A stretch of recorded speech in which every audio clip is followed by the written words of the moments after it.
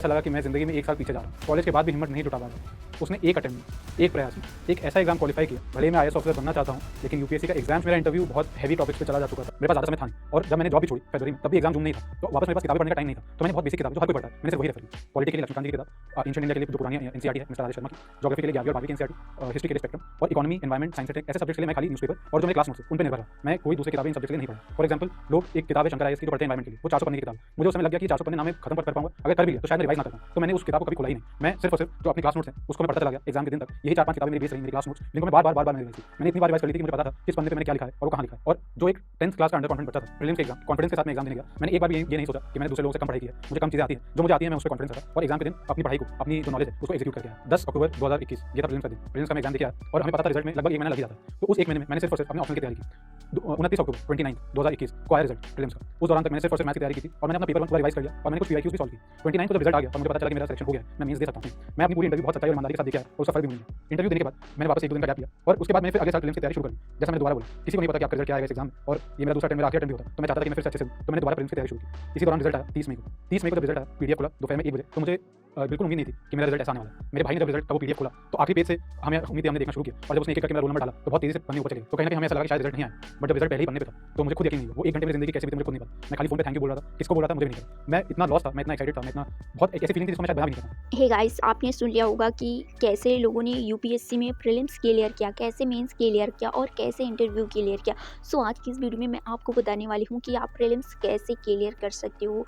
केवल आपको वही रणनीति अपनाने को बहुत ध्यान से सुनना है और समझना है। यहाँ पर हम उस चीज़ के बारे में बात करेंगे कि हमारा प्रीलिम्स कैसे निकले। अगर आप 2026 में प्रीलिम्स दे रहे हो, इस वीडियो को ज़रूर देखना और अपने दोस्तों के पास ज़रूर इस वीडियो को शेयर करना। सो अब यहाँ पर हम स्टार्ट करते हैं कि अगर मुझे प्रीलिम्स क्लियर करना है तो हमें पहले तो किस चीज़ पर ध्यान देना होगा। यहाँ पर अगर मुझे प्रीलिम्स क्लियर करना है तो मुझे ध्यान देना होगा कि concept plus revision plus MCQ question और साथ में पीवाईक्यू क्वेश्चन को प्रैक्टिस करना है और बार बार देखना है कि कैसे क्वेश्चन आ रहे हैं पीवाईक्यू क्वेश्चन। एक बार अगर आप पढ़ रहे हो तो वो कोई फ़ायदा नहीं है। अभी प्रीलिम्स आ रहा है तो बहुत सारे स्टूडेंट ये करेंगे कि वो बहुत सारी बुकें, बहुत सारे नोट्स साथ में रख लेंगे और पढ़ना कुछ नहीं है। पढ़ना है कि एक बार पढ़ लेंगे, दोबारा अब तो टाइम नहीं बचा है कि आप उसे बार बार रिवीजन करो। बहुत सारे वहीं पर स्टूडेंट होंगे जो 15 से 20 पेज का नोट्स बनाए होंगे, जो शॉर्ट नोट होता है, ठीक है। केवल उसमें इशारा होता है कि हाँ, जैसा कि क्या होता है कि अगर आप बार बार रिवीजन किए हो पूरे साल भर में, तो यहाँ पर केवल आपको ये होता है, देखना होता है कि हाँ क्या होता हो रहा है। लोकसभा, राज्यसभा, विधानसभा क्या होता है, स्थगन प्रस्ताव होता है, क्या शून्य प्रस्ताव होता है, ये सब कुछ जैसे कि polity, history, geography, other subject का नोट्स बना सकते। टाइम लगता है, बट क्या होता है कि आपका क्लियर हो जाता है। तो बहुत सारे स्टूडेंट होंगे जो अपना केवल प्रीलिम्स ओरिएंटेड नोट्स बनाए होंगे, तो उनका प्रीलिम्स क्लियर करने का चांस ज़्यादा है। लेकिन वो स्टूडेंट जो बार बार रिवीजन कर रहे हैं, केवल रिवीजन पर ही ध्यान दे रहे हैं, उनका भी निकलेगा। लेकिन वो स्टूडेंट जो केवल बहुत सारी बुकें रखे हैं और केवल एक बार पढ़ ले रहे हैं, तो उनका भाई क्लियर ही नहीं हुआ। एक तो डाउट रहेगा अगर आप एक बार पढ़ रहे हो बुक को और दोबारा नहीं पढ़ रहे हो, ठीक है, तो यहाँ पर तो आपका कॉन्सेप्ट नहीं क्लियर होगा, तो प्रीलिम्स नहीं निकलेगा। और 3 से 4 बार आपको रिवीजन करना है अगर सिलेक्शन लेना है तो। अगर नहीं लेना है तो भाई तो कोई बात नहीं है। यहाँ पर हम बात करते हैं कि जो हमारा सब्जेक्ट है, बुक लिस्ट की बात करेंगे। यहाँ पर हमारा होगा मिनिमम प्लस बेस्ट बुक कौन सा है। सो यहाँ पर मैं फर्स्ट की बात करती हूँ कि फर्स्ट में हमारा है पॉलिटी, जो सबसे स्कोरिंग सब्जेक्ट होता है। जो हमारा स्ट्रेटेजी होगा वो क्या होगा, फर्स्ट रीडिंग हमें करना होगा जिससे हमें समझ में आएगा, ठीक है। तो ये तो भाई सबका हो गया होगा, क्योंकि यहाँ पर देखो प्रीलिम्स आने वाला है तो आपने रिवीजन कर लिया होगा, समझ में आ गया होगा, ठीक है। अब यहाँ पर दूसरी बार में आपको हाईलाइट करना है कि हाँ क्या इंपॉर्टेंट है क्या नहीं इंपॉर्टेंट है। तीसरी बार में आपको यहाँ नोट्स एंड पीवाईक्यू क्वेश्चन देखना है, ठीक है। और साथ में उसके साथ साथ आपको चौथे में सिर्फ रिवाइज करना है। आपको 4 स्टेप फॉलो करना है। यहाँ पर हम टोटल की बात करते हैं तो आपको लगभग 4 से 5 बार रिवीजन करना है, वो भी ध्यान से, ठीक है। जियोग्राफी में हमारा क्या स्टेप रहेगा, तो जियोग्राफी में हमारा ये रहेगा कि हमें एनसीईआरटी क्लास 6 से लेकर 10th तक ये सब लोगों ने पढ़ लिया होगा, ठीक है। यहाँ पर हम बात करते हैं एनसीईआरटी जो हमारा 11th और 12th का है, ये पढ़ना है अभी आपको प्रेजेंट टाइम में प्रीलिम्स के लिए, ठीक है। और यहाँ पर हम बात करते हैं सर्टिफिकेट फिजिकल एंड वुमेन, और इसे तो आप बाद में रखें, लेकिन इसे लास्ट में रखें। लेकिन यहाँ पर आपको 11th एंड 12th के बुक को पढ़ना है। और जो जियोग्राफी का जेसी लियोन का बुक आता है ये आपको पढ़ना है। जो हमारी स्ट्रेटेजी होगी वो ये होगी कि हमें एनसीईआरटी को 2 बार पढ़ना होगा, जो कि मैंने बेसिक बुक की बताई हैं। मैंने आपको बताया कि अगर आप 2 ही बुक रखते हैं लेकिन बार-बार रिवीजन करते हैं तो यहाँ पर आपके प्रीलिम्स के निकलने के चांस ज़्यादा हैं। अगर आपका कॉन्सेप्ट क्लियर नहीं हो रहा है तो आपको बार-बार पढ़ना है। एंड यहाँ पर आपको मैप की प्रैक्टिस करनी है, रोज़ थोड़ा-थोड़ा। ऐसा नहीं है, देखो मैप ये होता है ना कि अगर आप सोच रहे हो जो सारे महाद्वीप हैं और जो महासागर हैं उसे आप देख लो और याद कर लो, तो ऐसा नहीं हो सकता। ऐसा हो सकता है कि अगर आप पहले एशिया के बारे में पढ़ो, जैसे कि मैप देख रहे हो तो आप पहले एशिया को कवर कर लें। एशिया में क्या-क्या कौन-कौन से देश हैं और कौन-कौन देश किस-किस देश से लग रहे हैं, ये आपको देख लेना है। लेकिन अभी आपको देखना ये है कि करंट अफेयर में क्या ज़्यादा है, जैसे कि अभी America, Israel, Iran, Saudi Arab, UAE and other उसके आसपास के जो देश हैं, कंट्री हैं, वो इम्पोर्टेंट है। तो उसे आपको याद करना है, कौन सी झीलें हैं, कौन-कौन देश किस-किस देश से लग रहे हैं और कौन स्थलबद्ध देश हैं, कौन से नहीं हैं, इस पे आपको फोकस करना होगा, ठीक है। अगर आप न्यू हैं तो आपको ये सब समझना ज़रूरी होगा, क्योंकि अभी जो न्यू स्टूडेंट होते हैं पहली बार एग्ज़ाम देने जाते हैं यूपीएससी के लिए, तो वो बहुत एक्साइटेड होते हैं। लेकिन क्या होता है, जब हम एक्साइटेड होते हैं ना, तो सच्चाई बता रही हूँ कि हमें पूरा नॉलेज नहीं होता है। अगर मुझे या फिर आपको कोई बताने वाला नहीं होता है तो क्या होता है कि हमें फुल नॉलेज नहीं होता है कि क्या पढ़ना है, क्या छोड़ना है। तो यहीं पर बच्चा जब पहले बार में उसका पेपर तो वो डिमोटिवेट हो जाता है। सो यहाँ पर अब हम आगे देखते हैं कि हिस्ट्री में हमारा क्या स्ट्रेटेजी होगा। तो यहाँ पर हम देखते हैं ancient history and medieval history में, तो वही आपको पढ़ना है शर्मा का और रमेश सिंह की बुक को पढ़ना है, ठीक है।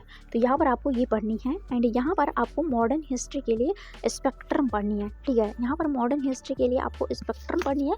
एंड जो प्राचीन भारत का इतिहास और मध्य भारत का इतिहास है उसके लिए ये बुक पढ़नी है और बार बार रिविज़न करना है। अगर आपने नोट्स बनाए हैं तो बहुत अच्छा है, अगर नोट्स में अगर आपने हाईलाइट किया है तब भी अच्छा है, ठीक है। अब यहाँ पर हमारी जो स्ट्रेटेजी होगी वो क्या होगी कि हमें 3 से 4 बार रिवीजन करना होगा। अगर आपने हाईलाइट किया है बुक में ही, केवल उसे देख लें, ठीक है। हिस्ट्री पढ़ो तो यहाँ पर आपको 1857 की क्रांति और जो कांग्रेस है, भारतीय राष्ट्रीय कांग्रेस, और जो अधिवेशन हुए हैं उसके बारे में ज़्यादा आपको फोकस करना होगा और बार बार रिवीजन करना होगा। क्योंकि यहाँ पर देखो ऐसे क्वेश्चन नहीं आते हैं डायरेक्ट कि यहाँ पर एक क्वेश्चन पूछता है उसके अंदर 4 ऑप्शन दे देता है, नहीं। यहाँ पर आपको ये पूछता है कि कितने क्वेश्चन सही हैं, कितने क्वेश्चन नहीं सही हैं। तो यहाँ पर आपको कन्फ्यूजन बन सकती है। अगर आपको समझ में नहीं आ रहा है तो इसके लिए आपको PY के क्वेश्चन देखने होंगे और समझना होगा। चौथा बुक है वो है इकोनॉमी। इकोनॉमी में हमें कैसे पढ़ना है और क्या क्या पढ़ना है, कितनी बार रिवीजन करना है, तो यहाँ पर हम देखते हैं, ठीक है। बहुत ध्यान से पढ़ना है और बहुत ध्यान से सुनना है दोस्त। अगर आप पढ़ाई करो, अगर आप बोर हो गए हो तो इस वीडियो को ज़रूर देख लें।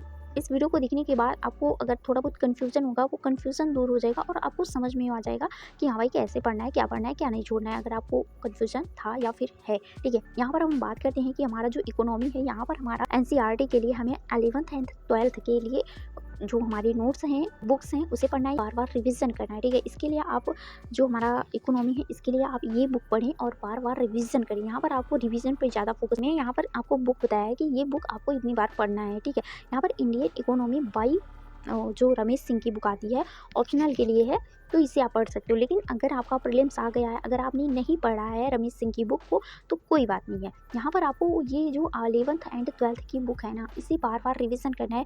आपको यूट्यूब पे कुछ वीडियोस देख लेनी है जिससे आपका कॉन्सेप्ट क्लियर हो जाए। एंड साथ में अगर आपने नोट्स बनाया है तो उस पर भी ज़्यादा फोकस करने की ज़रूरत है, क्योंकि जब तक आपका कॉन्सेप्ट क्लियर नहीं होगा तब तक कन्फ्यूजन बनी होंगी, ठीक है। अगर कन्फ्यूजन है दिमाग में तो जाहिर सी बात है क्वेश्चन नहीं सही होंगे। देखो भाई 4 से 5 क्वेश्चन है, अगर आपको क्लियरिटी के साथ सही नहीं है, अगर क्लियरिटी नहीं है उसमें कि हाँ यही है क्वेश्चन के आंसर, तो जाहिर सी बात है भाई कि एक क्वेश्चन तो गलत होने हैं। मैंने यहाँ पर 2 बार लिखा है, बट अगर आपको नहीं आ रहा है, 2 बार आपने रिवीजन किया, नहीं आ रहा है दिमाग में, तभी आपको कई बार करना है। क्यों करना है? क्योंकि हमें कॉन्सेप्ट क्लियर करना है। हमें गिनती नहीं करनी है कि मैंने कितनी बार पढ़ लिया, बस हमें ये देखना है कि भाई ये मुझे इस क्वेश्चन का ये आंसर एकदम क्लियरिटी के साथ आ रहा है या फिर नहीं।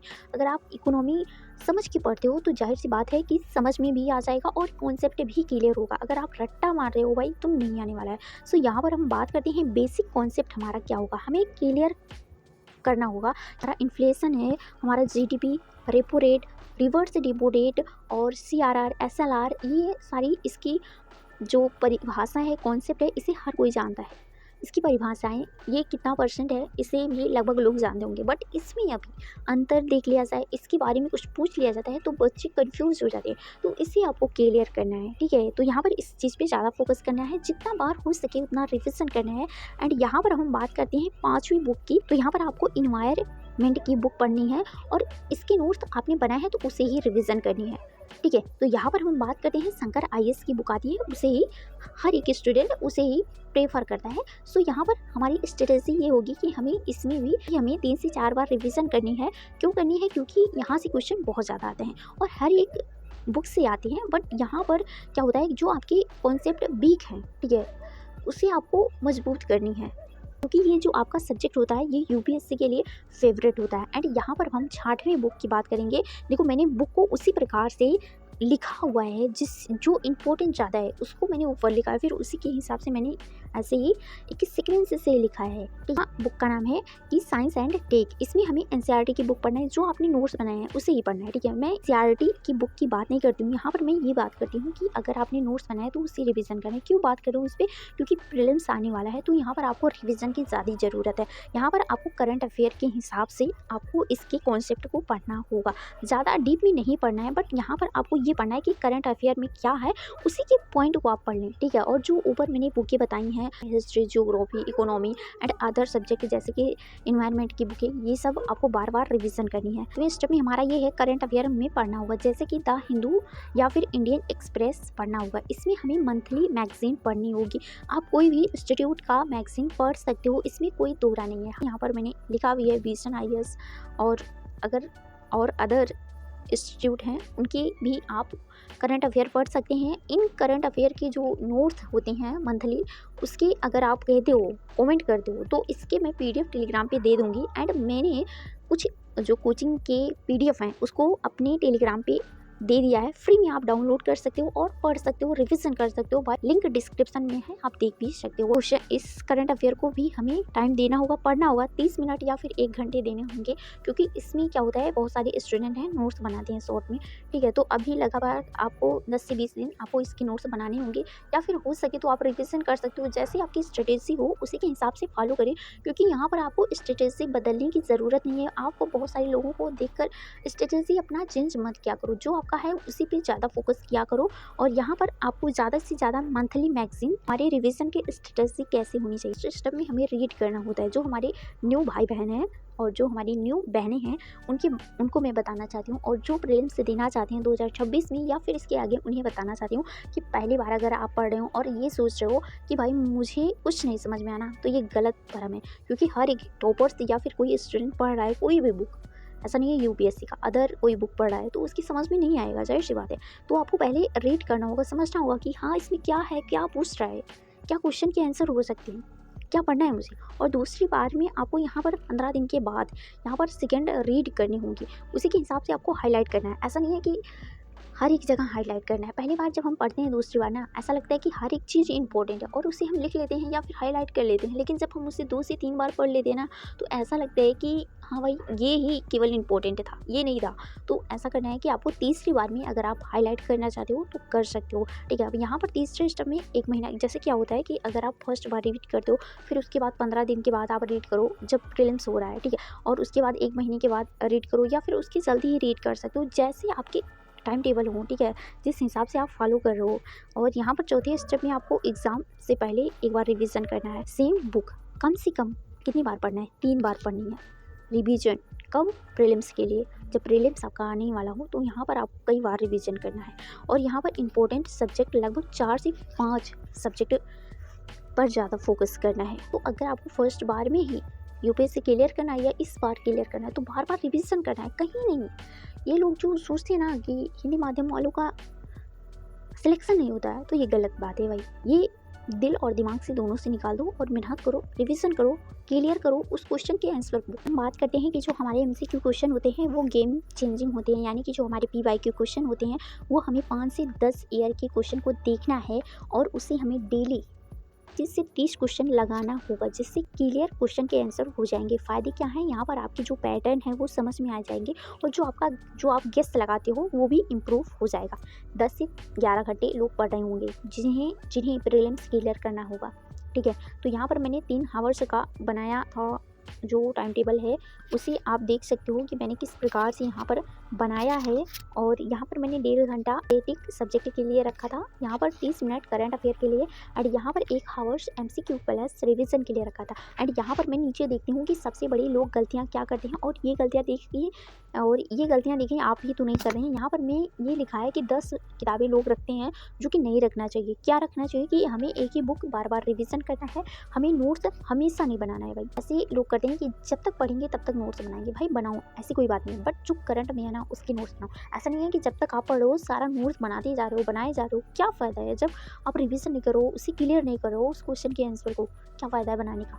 और यहाँ पर आपको ये करना है कि बार बार रिवीजन करना है, इससे अच्छा ये होगा कि आप रिवीजन करो और बार बार रिवीजन करना है। करंट अफेयर आप क्यों इग्नोर कर रहे हो, इग्नोर नहीं करना है, क्योंकि करंट के हिसाब से ही लोग टॉपर्स बनते हैं, और टॉपर्स वही बनता है और पहली बार में पेपर उसी का निकलता है जो करंट अफेयर के हिसाब से पढ़ा है, क्योंकि वो करंट के हिसाब से उसे पता है कि हाँ करंट अफेयर में ये देश, ये पॉइंट, ये सब्जेक्ट में ये टॉपिक इंपॉर्टेंट है क्योंकि करंट अफेयर में था, तो उसे ही वो स्टूडेंट पढ़ता है और उसी का सिलेक्शन हो जाता है। कि यूपीएससी टॉपर्स भी वही पढ़ते हैं जो आप पढ़ते हैं, जी हाँ, जो आप पढ़ते हैं वही टॉपर्स पढ़ता है।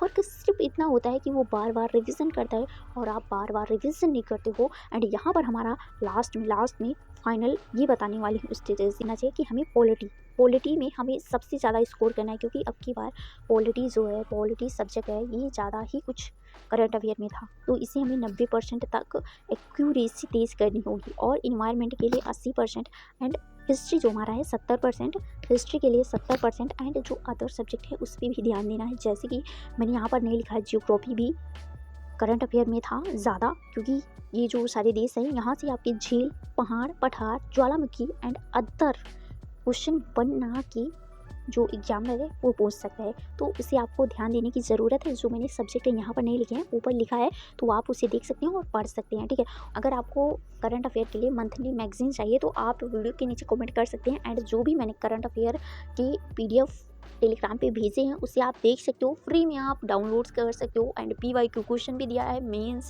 के जो क्वेश्चन है एंड साथ में आंसर भी सबके दिया है, ऐसा नहीं है केवल क्वेश्चन दिया है, उसके आंसर भी हैं, आप देख सकते हो और उसी के हिसाब से आप अपनी तैयारी कर सकते हो।